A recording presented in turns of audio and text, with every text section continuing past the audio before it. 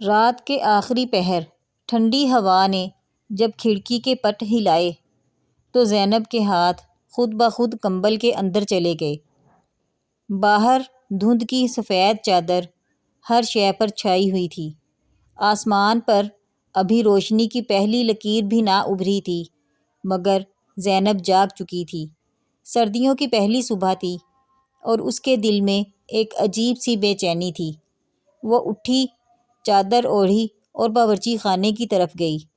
چائے کا برتن چولہے پر رکھا تو گیس کی ہلکی سی نیلی روشنی نے سارا کمرہ روشن کر دیا۔ اس نے چائے کے بنتے ہوئے ایک نگاہ صحن پر ڈالی۔ وہاں کیاریوں میں گلاب کی چند کلیاں ٹھنڈی ہوا میں کانپ رہی تھیں، جیسے وہ بھی پہلی سردی محسوس کر رہی ہوں۔ زینب مسکرا دی، مگر وہ مسکراہٹ لمحے بھر میں ماند پڑ گئی۔ اس کے ذہن میں فوراً ابا کی یاد آ گئی۔ پچھلے سال انہی دنوں ابا صبح سویرے ہی اذان کے ساتھ مسجد جایا کرتے تھے۔ زینب، چائے گرم رکھنا بیٹی، فجر کے بعد پیوں گا۔ یہ جملہ آج بھی اس کے کانوں میں گونج رہا تھا، لیکن ابا اب نہیں تھے۔ زینب نے چائے کے 2 کپ بنائے، ایک اپنے لیے اور دوسرا ہمیشہ کی طرح ابا کے لیے۔ پھر وہ چپ چاپ آنگن کے ایک کونے میں گئی جہاں ابا بیٹھا کرتے تھے۔ اس نے کپ وہاں رکھا اور دھیرے سے بولی، چائے تیار ہے ابا۔ چند لمحے وہ یوں ہی بیٹھی رہی۔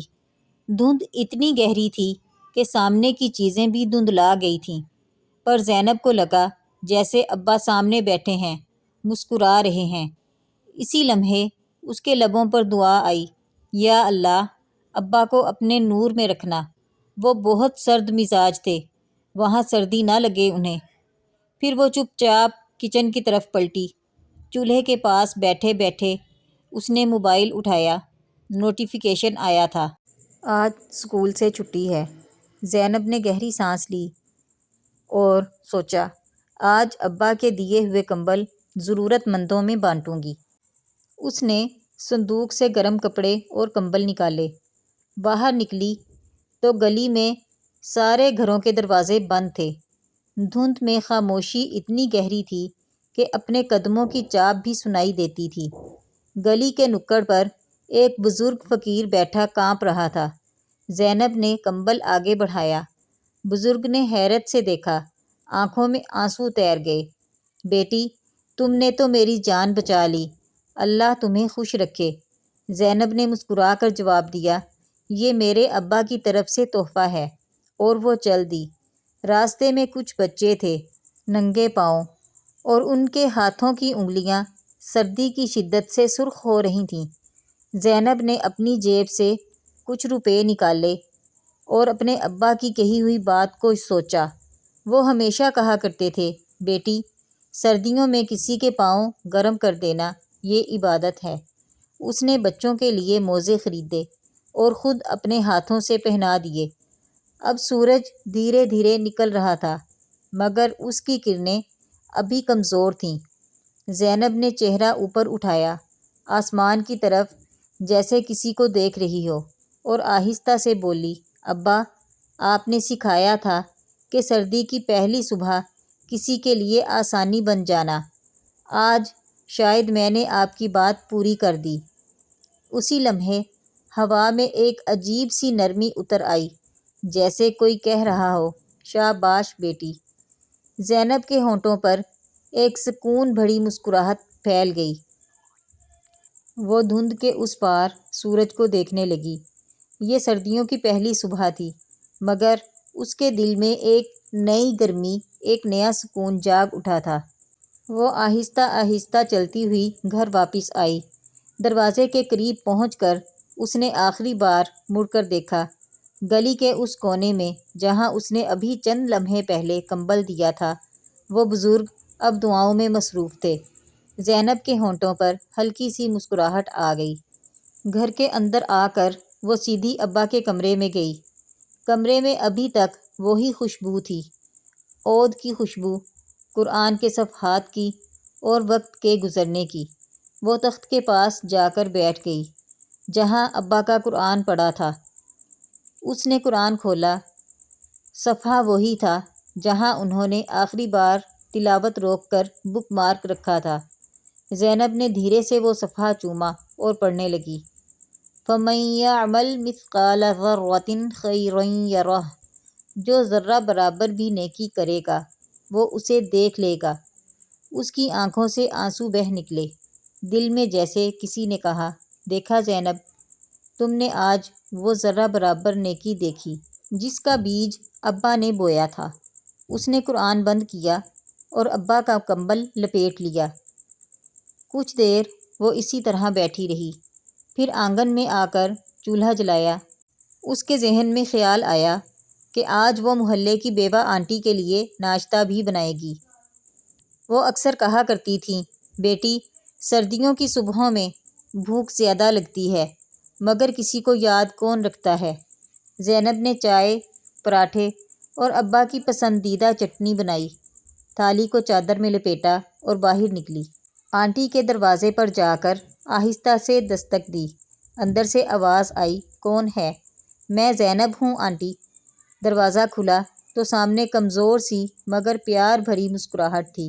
ارے بیٹی، صبح صبح؟ بس آنٹی، ناشتہ لے کر آئی ہوں۔ آج سردیوں کی پہلی صبح ہے، آپ اکیلی نہ رہیں۔ آنٹی کے ہاتھ لرز گئے، آنکھوں میں نمی آ گئی۔ وہ بولی، بیٹی، تمہارے ابا بھی ایسے ہی تھے، دوسروں کا خیال رکھنے والے، اللہ تمہیں ان کا سایہ بنائے۔ زینب کے دل میں ایک بار پھر ابا کی یاد چمک اٹھی۔ اس نے آنٹی کے ہاتھ تھامے اور کہا، میں ان کی امانت ہوں آنٹی، جب تک سانس ہے ان کی نیکیوں کو جاری رکھوں گی۔ آنٹی کے گھر سے نکل کر وہ سیدھی مسجد کے قریب گئی، وہی مسجد جہاں ابا فجر پڑھنے جایا کرتے تھے۔ دھند میں مسجد کے مینار صاف نظر نہیں آ رہے تھے، مگر زینب نے مسجد کے دروازے کے قریب کھڑے ہو کر دعا کی۔ پھر وہ چھوٹے بچوں کو دیکھنے لگی جو اسکول جا رہے تھے، ننگے سر بغیر دستانوں کے۔ وہ بھاگی، بازار سے کچھ اون کے دستانے خریدے اور مسجد کے باہر بینچ پر بیٹھ کر بچوں کو بانٹنے لگی۔ ہر بچے کے چہرے پر خوشی دیکھ کر اسے لگا جیسے ابا کہیں قریب کھڑے دعا دے رہے ہوں۔ دوپہر ہونے لگی تو سورج نکل آیا۔ گھر واپس آ کر اس نے لان میں دھوپ میں چادر بچھائی، ابا کی پرانی ڈائری نکالی۔ اس ڈائری میں ابا کی روزمرہ کی باتیں، نصیحتیں اور کچھ خواب لکھے تھے۔ ایک صفحہ پر لکھا تھا، ایک دن میری بیٹی کسی کی سردیوں کی پہلی صبح کو گرم کر دے گی۔ زینب کے ہاتھ کانپے، آنسو ایک ایک کر کے ڈائری پر گرے۔ ابا، آپ کو کیسے پتہ تھا؟ وہ دھیرے سے بولی۔ اسی لمحے ہوا کا ایک نرم جھونکا آیا، ڈائری کے صفحات خود بخود پلٹے، جیسے ابا کہہ رہے ہوں، میں ہمیشہ تمہارے ساتھ ہوں بیٹی۔ زینب نے آسمان کی طرف دیکھا، سورج اب پورے جوبن پر تھا مگر سردی ابھی باقی تھی۔ وہ چائے کا کپ ہاتھ میں لیے دھوپ میں بیٹھی رہی، اتنی دیر جب تک کہ دھند پوری طرح چھٹ نہ گئی۔ شام کے قریب جب پرندے واپس گھروں کو لوٹنے لگے، زینب نے چھت پر جا کر آسمان دیکھا۔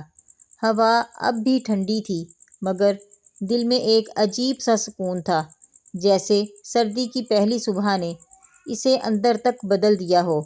اس نے آہستہ سے خود سے کہا، شاید یہی ابا کی اصل تعلیم تھی، سردیوں کی پہلی صبح صرف ٹھنڈ محسوس کرنے کے لیے نہیں بلکہ کسی کے دل میں گرمی پیدا کرنے کے لیے ہوتی ہے۔